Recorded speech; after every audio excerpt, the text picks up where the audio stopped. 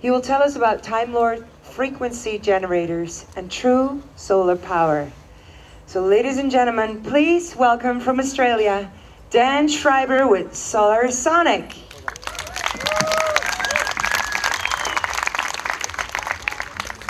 Thank you. I guess I always start with gratitude. Gratitude for being here, for all of you being here, and for being able to share this incredible planet and this site with you all. And what enabled that to happen is like a whole bunch of things in the past, our ancestors who managed to get us this far.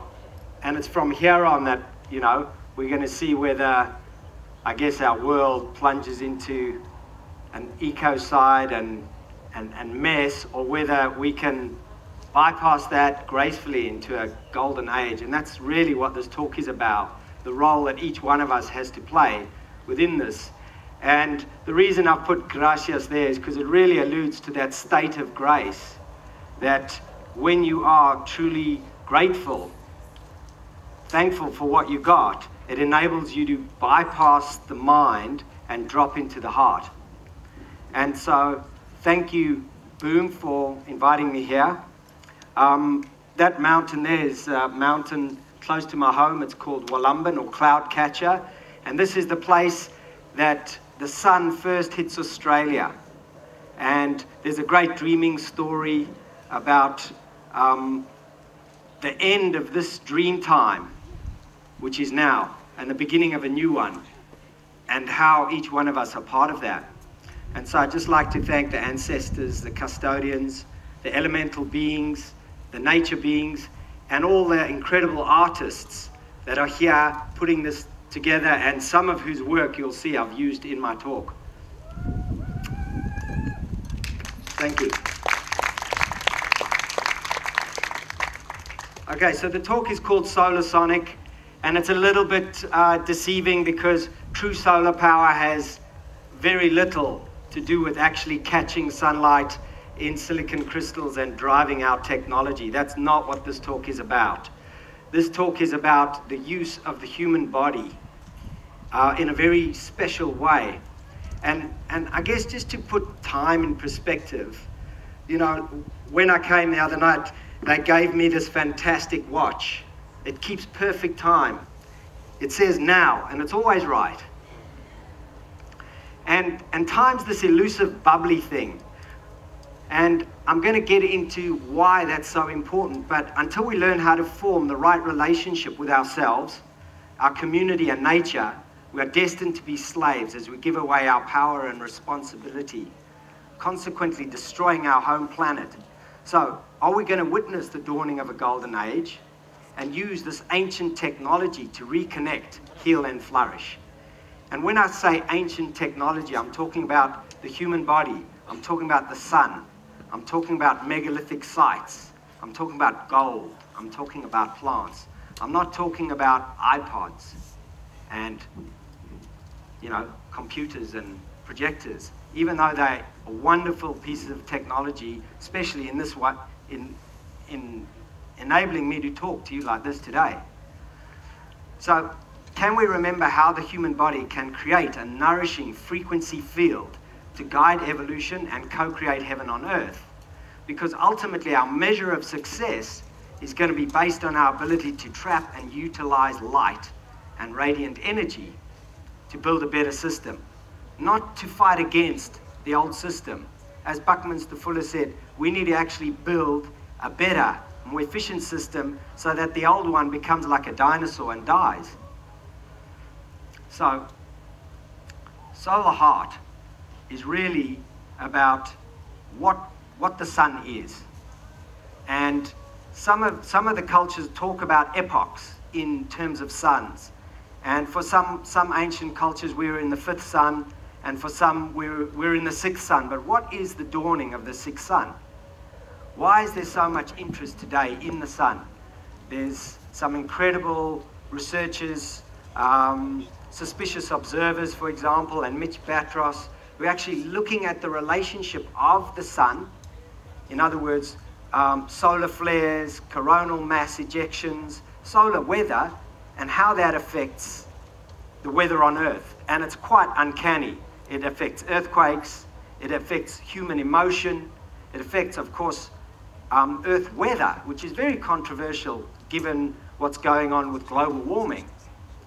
And what I'm going to discuss today is whether what happens on Earth with human consciousness actually has a feedback and affects the sun.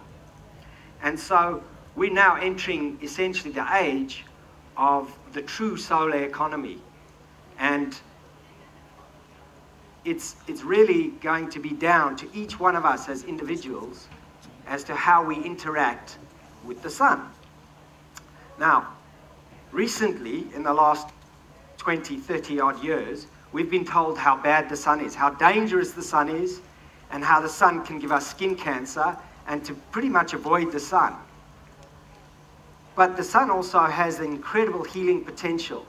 There's recent scientific papers showing that just through the generation of vitamin D, there's actually healing of many or multiple different varieties of cancer with the sun, the opposite of what we've been taught. And so by allowing ourselves not only to absorb sunlight, but to not fear the sun, we can interact with the sun in a very interesting way. And we can become a solar conduit and learn to dance the song of the sun, or the solar sonics. Now this is a piece of art from apparently one of the artists whose work is being exhibited and I believe is here today. And thank you for the use of this artwork. And it's kind of like this shaman drumming the beat of time. And the big timekeeper that we're associated with, or the two big timekeepers, are a god called Shiva who bangs his drum. And that's the tick-tock of time as we go from birth to death. It's a linear timeline. And the Greek god of time is called Kronos. It gave us all these amazing watches, not my one. My one comes from another Greek god called Kyrios. And that's the god of divine timing. When the leaves are meant to turn orange to red in winter, that's the time. It's the dream time. It's the time that's not associated with the mind. It's a time that's associated with the heart mind, which I'm going to get into later. And time is kind of like, the best way I could describe it is, imagine driving really fast in reverse down a freeway and looking through the rearview mirror. In other words, you perceive to be traveling forward, but if you step back and look at a bigger picture, you could see that you may be seen to be traveling backwards. And in fact, what quantum science seems to be showing is that time is not linear at all. It's spheroid. In other words, if you go far enough into the future, you come out in the past, and vice versa. And that there's certain things that the body can do.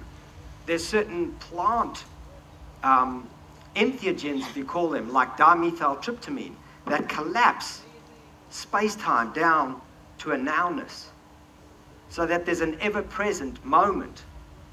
And this moment is very important, because as we'll see, this moment, or cultivating this type of time, is what's going to determine whether we spin down into death and destruction or into a golden age. So it's time for humans to awaken to their true role on the planet as we become the tools of nature and dance to the tune of the sun. And what I'm going to talk about is what that would look like. Now at present, you know, we think the sun rises and sun sets, but it doesn't. The earth spins and we have the illusion of the sun rising and the sun setting. In fact, the sun is always there and always shining. There's, in case some of you have not noticed, there's quite a large geoengineering program that's going on in various parts of the earth. Now, I did notice we've got very clear skies here, but just in London or in Australia, there's almost every day you're getting these chemtrails. And there's lots of debate as to who could be doing them or why. But part of my talk is actually going to look at what would happen if you sprayed nano metallic particles into the atmosphere. Which part of the sun spectrum would it absorb? And how would that affect us?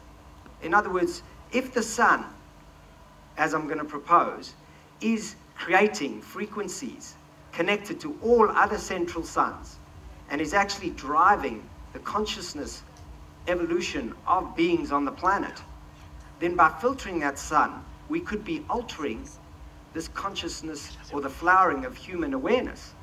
And so this becomes a real big issue, because the geoengineering related to HAARP, and for those of you who don't know what HAARP is, it's vibrating the ionosphere. And so if you make the atmosphere conductive by putting barium and strontium and aluminium atoms in the atmosphere, what it does is it makes that atmosphere conductive, and it enables you to put all sorts of frequencies in there. And so I'm going to touch on that a little bit later, but I don't want to go too far into the conspiracy theory or negative, because really what I'd like to talk about is how we become modern Earth custodians and what our role is. So the atmosphere is kind of like a living protective field, and it's chock-a-block full of bacteria. Now, they didn't realize how much bacteria, but recently science has been looking, and the atmosphere is full of bacteria, and that bacteria communicates with infrared signals and creates a field, and it literally is part of our immune system of the planet, just like the immune system of the body, and I'm going to go into that in a moment. So what is the future of human beings, the living body of the earth? How do we chart our progress from hunter-gatherers to hyperspace travelers and back? Because the road to technology ends, if we keep relying or becoming dependent on technology, ends in the destruction of our planet. Now, I'm sure no one here wants to see that, or at least their children or their children's children. So what if the ancient civilizations and cultures left us clues about our time spaceship Earth? Bodies that can guide us backwards and forwards in time to an ever-present we call now. This now acts as a hyperdimensional portal through which the body of consciousness can traverse space, time, non-locally, and co-create dimensional realities. Now that's quite verbose or wordy for really that, if you follow some of the work of Nassim Haramein, he links the center of an atom to the center of a cell to, the center of the body, the heart, and these incredible torus-shaped energetic fields is the same as the center of our planet and the field around our planet, the same as the center and the field around our solar system, and in fact around our galaxy. And so we're actually like a fractal. And so when we affect change on our body, we can actually affect change on everyone and everything else. So what change would we affect? What would that look like? So to give you a little more background to this, when I was growing up at school, they taught that the sun was a ball of hot exploding gas. But there's a lot of problems with this idea, because the solar wind, as it leaves the sun, actually speeds up when it should slow down if it was an explosion. And there's these big magnetic loops as energy leaves the sun. The sun is actually cooler on the interior than the exterior. None of these bode well for this description of the sun as a flaming ball of gas. And so there's a theory out there called the electric universe theory. If you go check out thunderbolts.com, and you'll see that the sun is actually like a dynamo in a plasma. It's spinning and creating electricity. And what we're witnessing as the solar fire is actually the crackle of an electric fire. And this is really important because of the way in which that connects with the Earth. Because the Earth, if you step back far enough from the solar system, you'd see was in the aura of the sun. It's in the heliosphere. We're actually in the sun. So we are true solar beings. And the relationship between the sun and the Earth is amazing, because it's kind of like, it doesn't heat it like you sitting near a fire. It heats it more like if your lover was to walk across the room and you were to blush at his or her appearance, and you heat it up in relation to your lover. That's the sort of heat we're talking about. So the Earth is heating in relation to the sun, but not in the way we think. And this is important because it's not only the way in which the sun affects all living creatures on Earth and creates energy, or the harmonic energy that we all use every day, but how we can actually affect the sun by the energy we generate in relation to the sun. So one of the things I've been practicing for about maybe 15 years or so is a thing called Sungazing. And this is a simple exercise where you stand barefoot on the ground and you stare at the rising or setting sun, and you start just a few seconds each day and then build up. And what it does is the back of your eyes is photoreceptive. And what that means is you can absorb light directly into your body through your eyes and through your skin. This means if you know how and you practice, you can absorb all the energy you need to run your body directly from the sun. And that's pretty mind-blowing, because our whole slave economy is based on scarcity, and one of the biggest scarcities is food. And so imagine you could eliminate food, and I'm not talking about getting rid of food, I'm just talking about getting rid of the dependence on food in that way. Imagine we could eat food because we love to eat food. Those mangoes would taste totally different. Half the world is starving, and they have a fear that if they don't have food, they're going to die. So I want you to keep that in mind as we move forward, because the importance of the sun becomes paramount. And our ancients knew this. And they knew this in many different ways. A lot of the megalithic monuments that are around today that we still don't know how they've been built, like the Great Pyramids, like the Stonehenges of the world, and that's teeny. There's giant monuments all across Europe, stone megalith sites. And a lot of what they do is they mark the solar solstice, the summer solstice, the winter solstice, and the equinoxes. Why did people invest so much time and so much energy finding out about where the sun was and what it was doing? And hopefully, what I'm going to share with you will start to explain that. So I was recently at a conference in Southern Africa, and it was on ancient cultures and megalithic sites and consciousness. And a lot of the speakers were talking about how some of these sites were set up, and it's as if a lot of them were built thousands and thousands of years ago for today. And that's pretty mind-blowing, because if they were, what is so important about the sun today? Now, the primary way in which the Earth interacts with light is by excreting a layer of plants. And this is mind-blowing, because plants, they can actually trap light and turn it into physical form. They make a whole array of complex sugars. They're alchemists. They turn those sugars into food and medicine and fuel and fiber and building materials.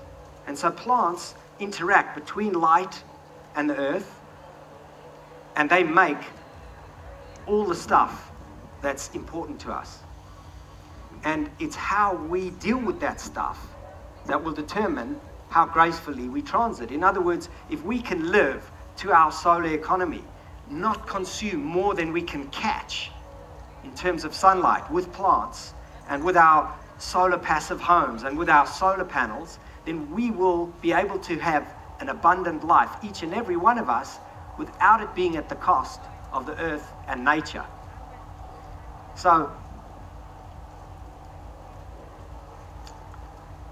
the ancients valued things like gold.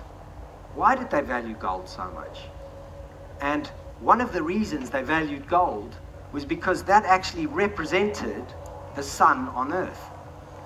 And the sun, essentially, to some of the more spiritual cultures, was actually existent as the heart.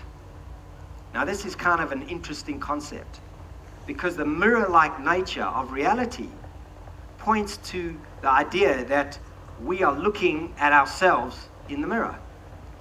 And the part of the mirror that's the sun is the human heart. And so the dawning of the sixth sun is really about awakening to what the heart is as a cognitive organ.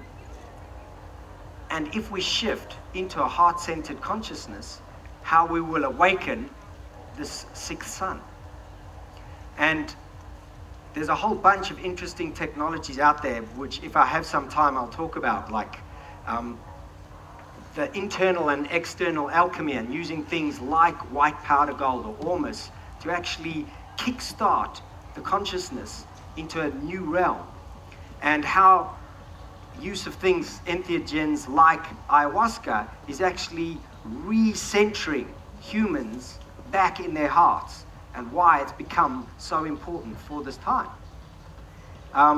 There was a guy called David Hudson who even explored how just one atom of gold can go to the end of the DNA, to what's called the telomerase, and repair it, and showing that gold in its nano or micro minutest forms is not only capable of repairing the DNA and making it immortal, but it steps up into its true nature, which is superconductive, which means our DNA acts as an aerial which can download the living light information of anything else bathed in the light anywhere in space or time. And that's pretty amazing. So what we're experiencing when we're looking at the sun is the instantaneous connection between all light in existence, not just the speed of light, because light can actually travel instantaneously across space-time, which is something we're not really taught at school. So this is about blocking that sunlight at our peril, and really about what I'd like people to start to experience is when they go into the light, whether they're sunbathing or watching a sunset, is to actually start to cultivate a loving relationship with the sun. Because literally the sun is driving all natural living processes on the earth, including the weather, which is where we're getting all our, let's call it, alternative energy from. If you wear sunglasses, what it's doing is it's blocking the amount of sun that your body thinks there is. And so it doesn't produce melanin. And if you don't produce melanin and don't get a tan, then the sun can burn you and you can end up with skin cancer. Suntan cream is full of parabens and methyl parabens. Those alcohols dissolve the fat or lipid layer of the skin. And if you do that and you put that in the sun and you wear sunglasses and you think the sun's bad, of course you're going to get skin cancer. That's a perfect remedy for skin cancer. And you know, like the graph of the rise in skin cancer is directly related to the sale of sunglasses and sun cream. And today there are people who are using sun to heal skin cancer. So let's move on. So I have actually covered this slide about sun gazing, and anyone who'd like to know more about sun gazing, welcome to see me afterwards. But really what I noticed when I started to do sun gazing was that the sun started to sing a song, which was really the inspiration for the name of this talk. Solar Sonic is actually the song of the sun, the song of light, the song that the sun actually makes, that all of nature celebrates and dances to. And I'm not just talking about the plants in their gathering of sunlight to turn into this myriad of incredible plant beings, you know, these literal temples of light that create our clean air and water and beauty, along with all those other things I said, those products of human existence, like food and medicine. And plants are creating medicine not only for humans and animals, but for other plants and the soil. And so what we're going to do, what I'm going to do, and hopefully you'll join me, is to kickstart the new solar economy. And that really entails with coming on a little journey with me into the heart. And so we want to work out how the human biosystem uses frequency to power up some of these sacred megalithic sites on Earth and kickstart this universal change. In other words, how do we start to use our bodies functionally so that when we walk in the landscape and interact with these ancient megalithic sites and nature, we're actually doing our role as humans and creating a field that's so potent that it will affect our sun. So the question then is God a DJ? And of course the answer is yes. And I'm going to do that by way of example. If you walked into a nightclub and you were deaf and everyone was dancing, you may try with great difficulty to find who the leader is, the mechanism which is synchronizing all those dancers. But the moment you could hear the music, you would realize that they're not dancing synchronized to each other. They're dancing synchronized to an invisible source of energy called music. And they can all dance together, synchronized to this outside signal. And what I'm going to briefly touch on is that our modern technology, which is a reverse engineering of this perfected technology, can actually disconnect us so that we can start to become deaf. And in this example, we could be literally walking around in this sea of incredible music generated by light and not even be hearing it, not even be able to sing along or dance along. And so how do we get there? How do we interact with these sonic envelopes? And what would that look like? So the birth of solar machines is just really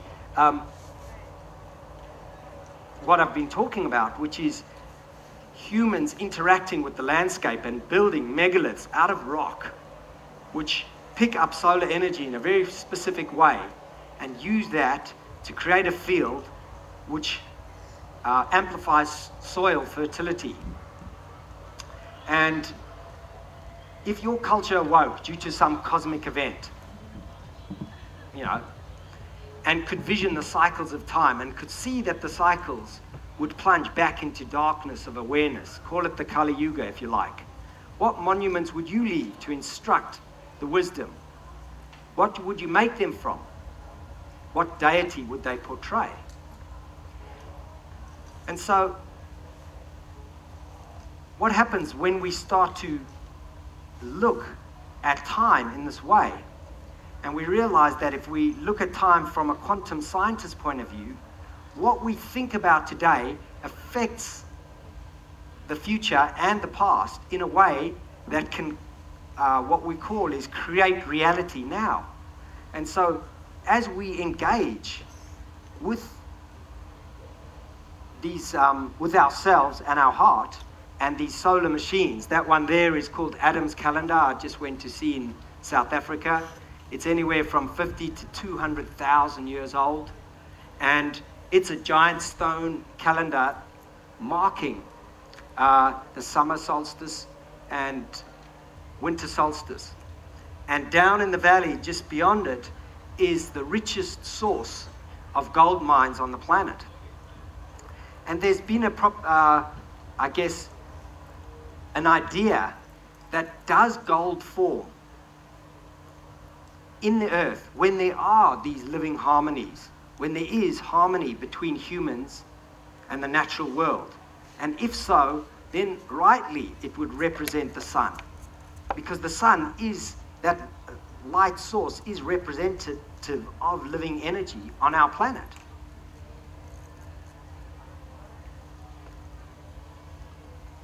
So what is the flowering of the human heart? And why is it so important now? The main stress of this importance, obviously, is if we look around us, I'm not talking about at this festival, but if we look around us at the world, most of us perceive that there's a lot of things that just aren't quite right. You know, we can see how bad the environmental destruction is. We can see how much havoc war causes. We can see how our loss of sensitivity due to our disconnection and our responsibility, as we give our responsibility away for the money system to banksters and for ruling to governments. We give the power away of our human health to the pharmaceutical industry and to, you know, doctors and surgeons who may not necessarily know what's going on with us. So how do we regain this power? How do we step into a flowering of the human heart? So the first thing really is to see where we disconnected. And remember, when we were hunter-gatherers thousands of years ago, or for some tribes on the planet still today, you are forced to be connected. You're forced to be sensitive to nature. You're forced to watch the cycles and the sun and the winds and the trails of game, because if you don't, your life depends upon it. But as we develop through agrarianism and pastoralism and grow our food and create technology and lights that we can turn on so that we can work all through the night, we become more and more disconnected, not only from ourselves and each other, but from the environment. And that's at our peril. Because as we become more disconnected, we become more irresponsible in the way in which we connect with ourselves and each other. So, Bill McDonough asked this question, which was a guiding question, how to connect back. And it was, how do we love all the children of all species for all time? You know, what's our role? If we want to see a perpetual system, if we want to see our children and our children's children and our children's children's children inherit an earth that's as beautiful as we inherited, and more beautiful, because it was only a couple of centuries ago that there were vast tracts of pristine ecosystems. And today, there's such a few. So, imagine the economy's collapsed, climate change has wreaked havoc on Earth, Third World War, disease and ecocide abound. What now? Well, really, the solution is the same. It's plant a garden. And the best time to plant a garden was 20 years ago. But the second best time is now. And what I'm going to talk about is not only planting the external garden. I'm going to talk about planting the internal garden and how we grow living systems of perpetual renewal.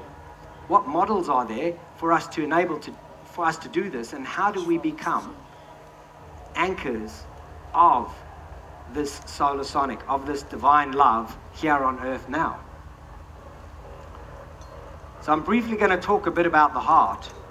So when the sperm fertilizes the egg, the cells, fertilized cell splits into 2, 4, 8, 16, 32, and you get this round ball of cells. And what it does is it puckers in on each side, and it becomes, I think, what's called a blastula.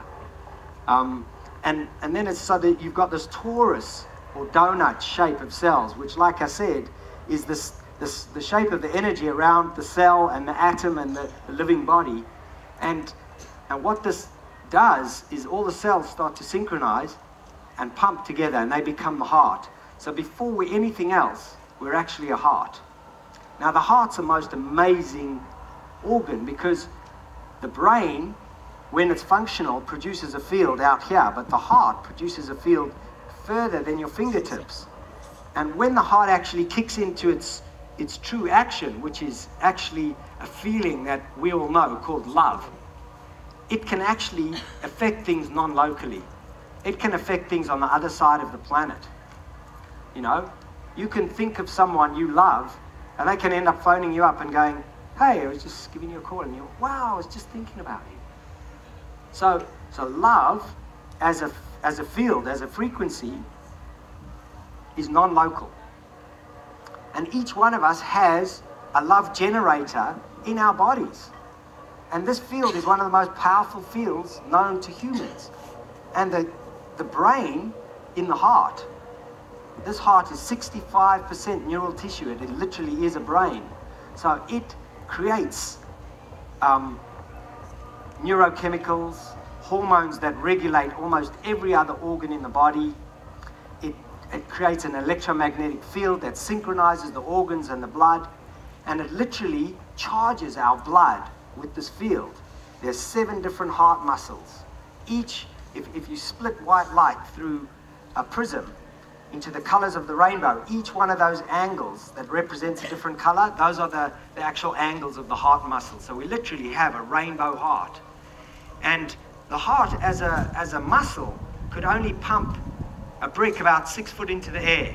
And yet to pump the blood all through the body, it probably needs to pump a brick about 1 kilometer in the air, because it needs a huge amount of pressure to push it down the arteries and the veins and the capillaries and the microcapillaries. So how does it do that?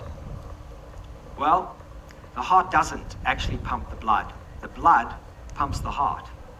And this is amazing because, once again, blood is an amazing torus shape, like a donut shape, and there's a slide you'll see coming up. And it's inside, the center of that iron our blood is iron. And as the iron spins, as the heart pumps it, gives it this rainbow electrical charge, it spins the blood. And as the blood spins, it gathers in chi or prana or living energy. And as it courses through our body, it's the thing that drives the heart. So it's like a kid, with one of those sticks spinning a wheel down the road. That's how the heart drives the blood. It's not actually pumping the blood. It's just part of the blood. What happens is, to all the ancient cultures, this blood was really important. And now after that heart is developed, the next thing that develops is the tip of the tongue. And isn't it amazing that it's out of the mouth that we use words, that we can create the world? And so sound and language become sacred. And the Maya kings would take blood from the tongues for their magical rituals to literally enchant the spirits, or the spirits of creation into matter through using blood from either the tongue or the penis or the vagina, because these are our 2 creative centers. This is where we're creating physical worlds from, and dream worlds, which become physical worlds. So the heart sets up these resonant sound frequencies that entrain not only our inside world, but our external world. And so each one of us now starts to have a huge responsibility, because we are charging our blood with what we think and what we feel. And so as we're interacting with each other, our heart field connects us all together in an electromagnetic frequency. And what I'm going to propose is, because the heart is the sun, it's getting our relationship, in other words, heart-centered cognition, right, that will basically shift our planet, the consciousness on our planet, and enable us to bypass this negative spin and go into a graceful kickstart to a golden age.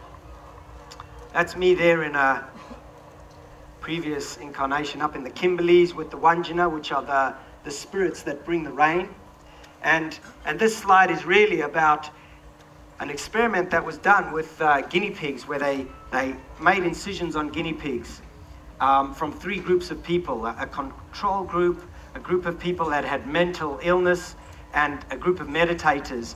And the saliva from the control group didn't do much to the cuts on the guinea pigs. The saliva from the mentally ill people actually created infection, but the saliva from that group of meditators acted like a balm and healed the guinea pig's cuts.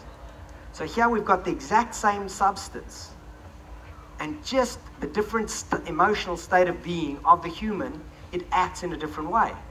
And so our body is producing all sorts of things. It's producing air, it's producing urine, sweat, blood, semen, a whole bunch of things. And these things, each one carry the charge of where we're at now. And so if we happen to be in love, all of those things that we're giving off affect everything else in a totally different way. So this is, again, just the torus, which was, like I said, this field that surrounds all living energy. And there you can see the blood cells, that donut-shaped blood cells, and these people are Himba from Africa, and they've covered themselves in iron, which is the same thing that's at the center of the blood, because they're going to amplify the signal that their body's receiving. And the reason they're doing this, along with many other old world cultures on the planet, using these ochres, is like you'll see, is because there's the earth, as it responds to the sun, produces standing fields of living energy, and it's dancing in these actual fields that we interact with the earth and plug our energy system into the earth and the sun's energy system.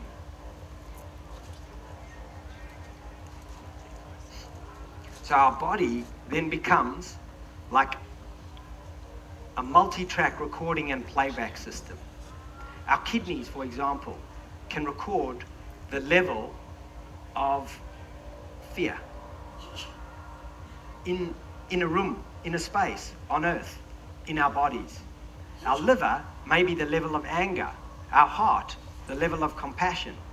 And so each one of these organs acts as a recording and playback head. Now, when I was growing up, we had tape. Music was recorded on a tape, and it was bits of rust on a piece of cellophane, and the recording head would align that rust. And then the playback head, as it would go over, you'd hear music, but that music was actually recorded in the alignment of the rust on the cellophane. Well, the body's working in the same way, but way more dynamically. In other words, our blood is recording everything energetically out there, the sea of bio-living information, and telling us how our body is responding to that, and vice versa. We are then recording where we're at and putting that out into the world. So this is a wonderful piece of work called the Urzite Code, and it's this primal energy, and they using very specific band of radiation, which is now coming from the sun, which they also reckon is coming from the center of the galaxy, which is hitting our planet at the moment, and showing how that energy rapidly mutates genes, and how if we go along with this idea, we are all part of a very rapidly changing time, not just what we're experiencing in our physical world, but actually in our bodies. There's possibly new software being downloaded to the planet, things like crop circles that are literally like the new apps and the new operating systems for our planet. We've got people who for hundreds, if not thousands, or maybe even millions of years, have walked along the planet, like this man here from the emu tribe in Australia. And you could see he's put rows of emu feathers, and he's created like a hairpiece. And now he's put the feathers in very specific patterns along his body, and now he's going to go and dance at a very specific sacred site at a very specific time. And what he's actually doing is energizing the landscape so that all the animals there can be fructified or energized. Because if there's not enough emu, the next door neighbor comes along and says, hey, you know, you guys haven't been doing your ceremonies, there's not enough emu to hunt. And so they see themselves as literally a living part of the landscape that has to interact in a particular way, because if not, the landscape will start to lose its fertility. And this is kind of what we see has happened in the Middle East, you know, where that was once the Fertile Crescent, you know, and through bad land management, we're losing the soil fertility, and through that loss of abundance, not only physically through, you know, the abundance of food, but the soil's losing that integrity, that fertility, that scarcity creates war, which is a clue there to how to stop war in the Middle East, which if I've got time, I'll go through. Okay, so there's all sorts of incredible technology. The Russians have done some amazing work showing how pyramids create these fields and how they interact with humans and living systems. This subtleenergies.com, you can go and research Ormus and see how that amplifies our signal. It's kind of like this internal ochre that those tribes people were using. It increases from dial-up to broadband our communication between ourselves and ourselves, ourselves and each other, ourselves and nature, and of course ourselves and the sun. So literally we're experiencing the return of the new Gnostics. Now the Gnostics were a sect who basically had a relationship with the divine that was direct, not through a priesthood. And they saw that the earth was essentially the goddess. This was the living, physical goddess that we could see was the earth. So everything was sacred. Every plant, every animal, every rock. And it was only through the advent of monotheism, through a single Father God and severing the Sophia, or the goddess, that enabled us to do such ecological destruction on the planet.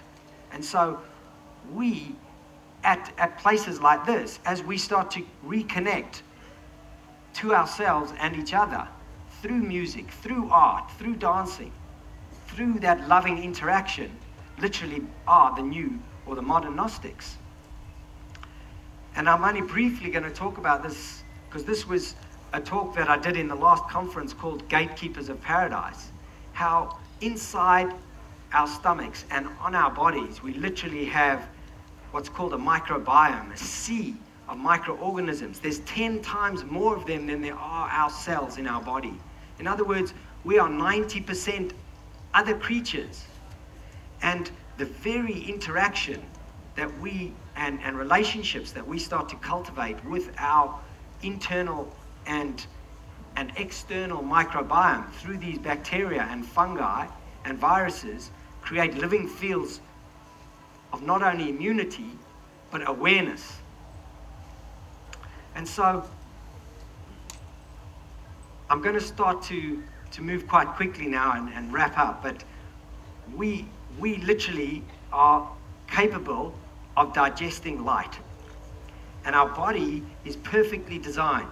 We absorb light through the eyes and the skin. We absorb the same living energy or prana or chi from the air with our lungs. The grossest way we do that is by eating food and extracting that from other animals. But even then, we're not doing that. Our microorganisms in our stomach are doing that. And so we become eaters or digesters of prana. And what enables us to digest prana or extract prana is actually our recognition of beauty. So if we hear a beautiful bird singing and we go, oh wow, that's beautiful, it enables our body to directly absorb that energy through the ear. And the heart, the cultivation of heart-centered awareness, which will enable us to recognize the beauty around us, is the valve that enables this energy to actually move through our body and become a vibrational key or code for us to access this energy. So the living examples of this are forests. They literally are temples, glowing temples of light that have constructed themselves around light and catch every little bit of light and turn that into these amazing complex sugars that regulate everything from nutrition to consciousness. So, how do we interact with this loving field? How do we shift and center our consciousness in our hearts instead of this brain here or this brain here? Because both this brain and this brain are really important. But unless they come through this brain, the heart brain, we actually end up not being able to interact properly with our brothers and sisters and furry and scaled friends.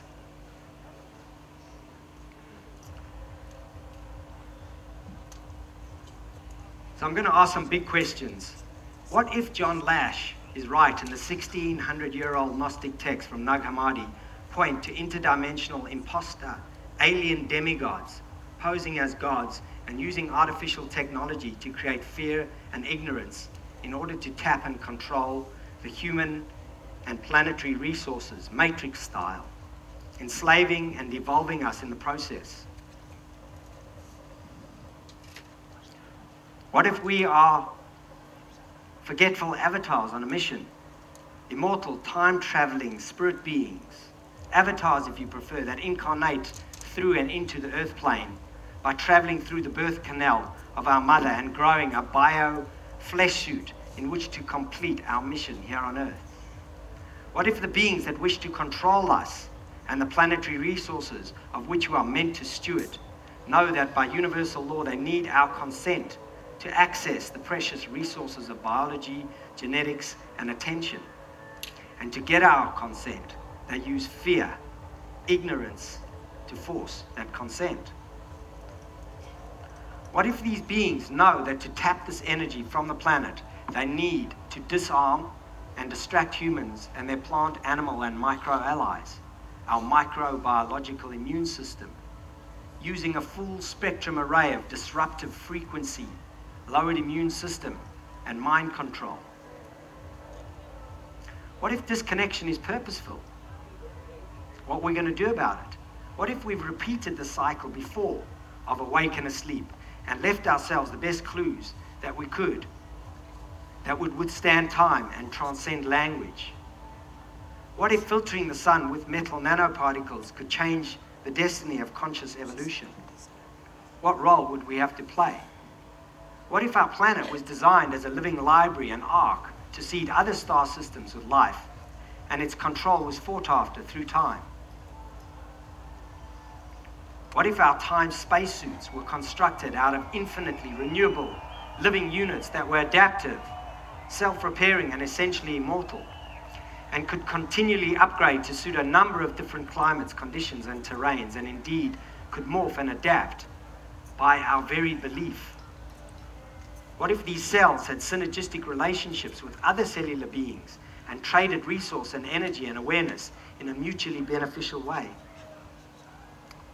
What if the introduction of monotheism out of Egypt via Moses, Akhenaten, and seeding the Middle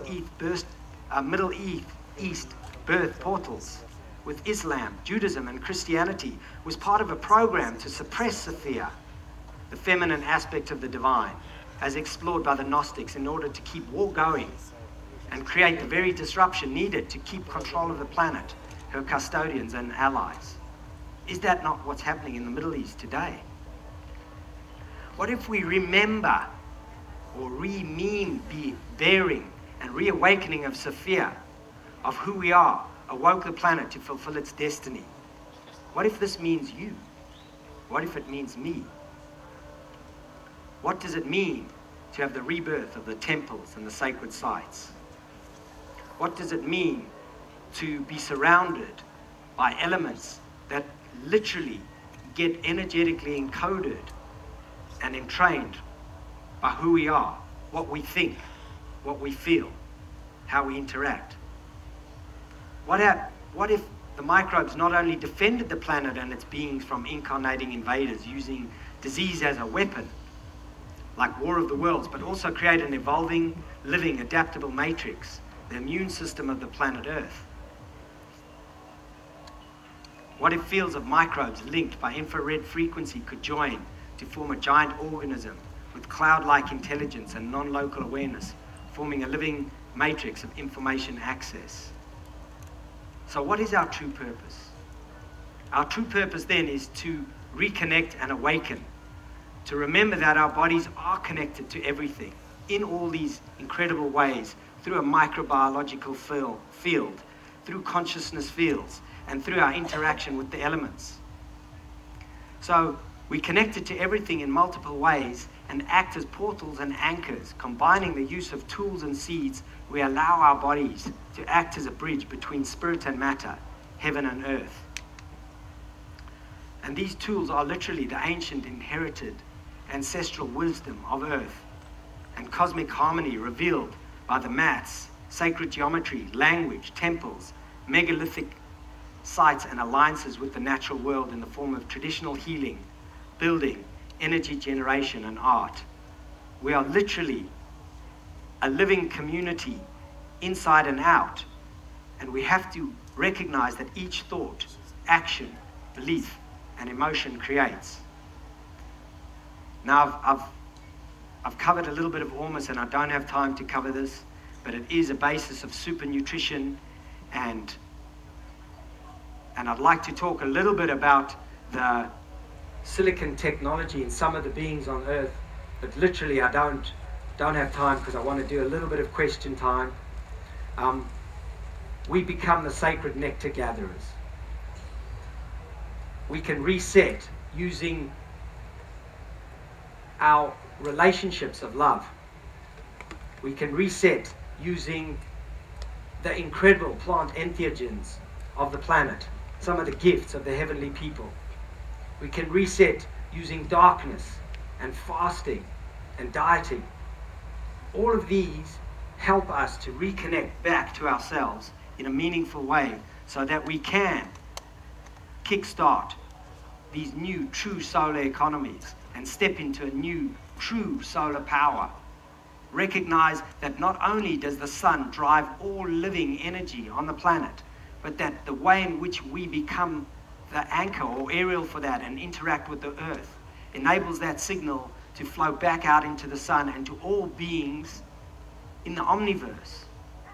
So based on our ability to trap and utilize light and radiant energy to enrich all life into the future will determine whether we step into a golden age, and will determine whether it's on our shoulders that a golden age rests, and whether we become part of a cultivating and radiating, fructifying field.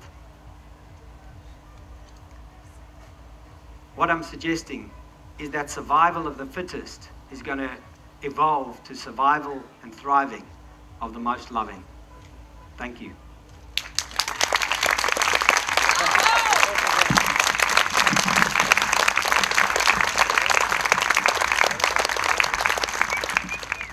Can you please explain fructifying? Fructifying, sorry. Fructifying is a name for fruiting, and it just means the swelling of sugars as a plant. So plants grow in these incredible spirals, which start quite wide, and they get tighter and tighter as they go into the leaf buds and then into the flowers, and then they change color, and then they produce a receptacle which will become the interaction between, as bees interact with those flowers and pollinate them, a fruit starts, but the fruiting process is called fructification or fruitifying. So fructifying is a way in which energy interacts and creates a swelling and growing into like a pregnancy of sweetness is fructifying. Okay, we have another one over here. Hello, you were speaking about so many things, so it's difficult to embrace them. In order to do this, my question is, how will you name your worldview? Like, it looks like animistic, but I'm not sure. In other words, what is really real? Is that the main reality is Earth, or nature or awareness, so I'm quite mixed about that after your talk. Okay, so first a little apology. I do cover a lot of stuff, but part of the reason I cover that kind of ground is today with modern technology, people make recordings, and so it's available and you can stop and digest it more. But if I had to, I guess, try to capture the type of interaction, what you would call it, I guess you could say is mystical or gnostic. But I think often, as soon as you use a name, it starts to take away from the wholeness of which we can interact with ourselves, each other, and the world. So there's animism for sure, but it's allowing our bodies to become a bridge between heaven and earth, you know, whatever that means. And it does take into effect that, you know, that we create our own reality, that what we're seeing is just a perception, you know. The mirror-like nature of reality is best described like if you woke up in the morning and your hair was out of place, would you comb the reflection? You know, of course not, because we know this is just a reflection. So, but we know that if we comb our own hair, the reflection changes. Well, this is the way we interact with the world, is we keep trying to comb the reflection of the world and expect to change. But really, the only true change that can occur is internal.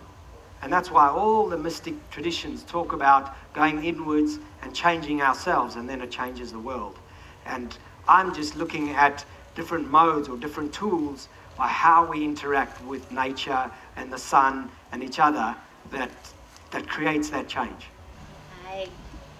How would you feel about facilitating sunset stargazing sungazing for anyone in here who's interested? Sure, absolutely. The thing is, with sun gazing, one of the big things is fear. People have a fear of looking at the sun because they've been taught that you look at the sun, you go blind. I trained myself to look at the sun for about 45 minutes. I've heard there are people who watch the sun from sunrise to sunset. I've also heard there's a Polish doctor who heals eyes by sun gazing. With modern, I guess you could say, insurance companies and litigation, I'm happy to guide, but it would probably be quite short for people who are not confident. But I definitely go through the process of the type of kind of mindset to cultivate, and in this case it's a heart set, you know, and to stand barefoot on the earth and go through that process. So if you want to pick a time, we can announce it here, so anyone who's interested, I'm happy to guide them through the... Well, I didn't mean a time, I meant like obviously at sunset, I meant a place, sorry. Down at the water? Okay. So down at the water in front of these beautiful bamboo structures. So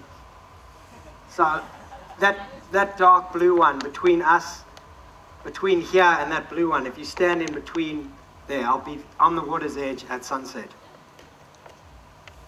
Perfect synchronicity, because I was just about to go and buy sun cream now, but I won't after all. Okay, just a comment. I work with astrology, and I'm used to realizing how different stars truly have a different personality. So I just wanted to share that. So that's recognized from the field of astrology, and I find it a really, really beautiful idea and fact. And I'd just like you to expand, if possible, please, about solar flares. What does it maybe mean? And when you mentioned that we can interact with a sun, that it's not only sun to us, but us to sun. Yeah. Okay, so happy. I mean, that could be quite a long answer, but happy to explore that. First, when you say solar flares, are you talking about the scientific, technical, what's happening in the solar flare, or are you talking about what it's doing to human emotion and weather, or both? Okay, so what's happening, when the sun flares, so the sun goes through these sun cycles of being more awake or more active and more asleep. At present, we're in what's called a solar maximum.